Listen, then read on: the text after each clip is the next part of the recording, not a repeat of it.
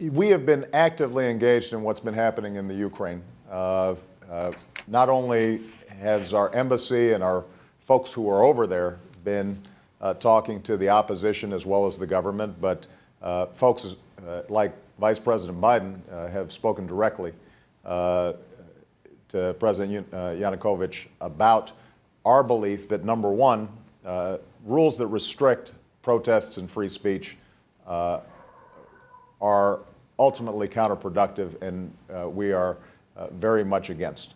Number two, that there has to be a way to restructure the Ukrainian government in a way that allows the voices of the opposition and those folks on the streets to be heard in preparation for some sort of democratic process that creates a government with greater legitimacy and unity. And that's going to be challenging, but we're trying to help on the negotiations on that.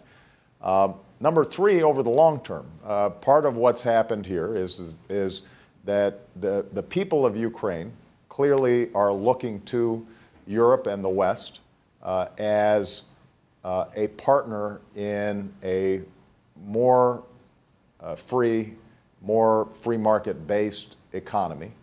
Obviously, they also have strong historic ties to Russia, as well as a lot of commercial relationships with Russia, and those don't need to be sacrificed. But what I think the people of Ukraine do not want to see, and this is evidenced by what's happened on the streets, is a situation where behind closed doors, their aspirations for a more free society and one that's integrated with Europe more closely, that's foreclosed. And I think this is just one more example of what we've seen around the world.